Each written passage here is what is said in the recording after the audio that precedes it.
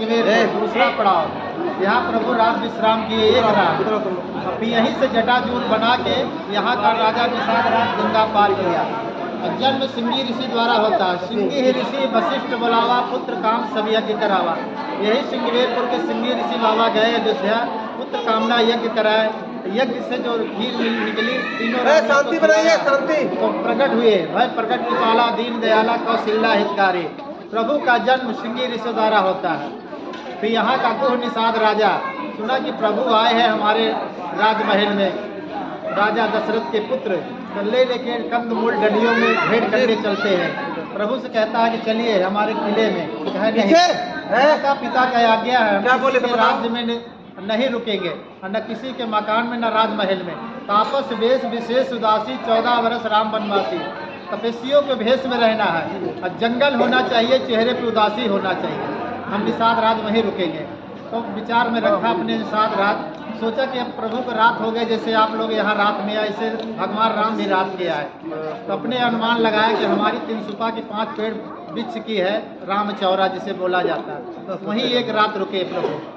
सोचे जब महल में होते तो रजाई गद्दा इस्तेमाल किया जाता। प्रभु तो वनवासी भेष में है, पलंग पर सोएंगे नहीं, बिस्तर पर सोएंगे नहीं, तो इनको आसन के दिए।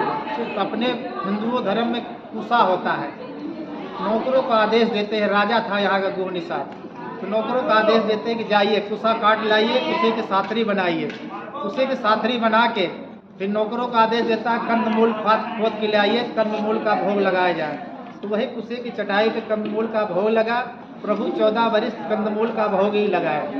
और सुबह हुआ वहाँ से रात्रि रुके, तो एक रात रुके तो सुबह हुआ तो बड़छीर मंगाए, बरगद के दूध मंगा के दोनों भाई जटाजूर वहीं बनाते हैं। जटाजूर बना के वहीं से मांगी नाव न केवट आना, कहे तुहार मरण मर जाना। कहा मेरे मरण को स्वामी लखनलाल नहीं जानते, माता सीता नहीं जानते, आप क्या जानते हैं? कहा मैं सुना हूँ कि आपके पैरों में जादू है। कहा कैसे? कहे गौतम ऋषि अपनी पत्नी को जो शराब दे दिया कि जा तू पत्थर हो जाए। कई हजार बड़े बड़े पत्थर से आपका चरण पड़ते तो फिर से नारी बन गए। ये हमारी काट की कोमल नैया है। आप अगर नारी बन गए तो एक नारी घर में दूसरी नारी ये भी तैयार हो जाए, हमारा पशुपालन भी चला जाएगा। इसलिए आपका अगर पार जाना है तो आपको पैर धुलाना पड़ेगा।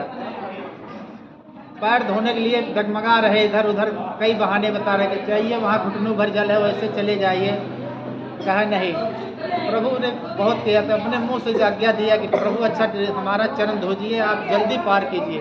तो वहीं से 5 कठौता भर लाया, अति आनंद उमंग अनुरागा, चरण सरोज पखारे। बड़े उमंग से भगवान का चरण धोने लगा।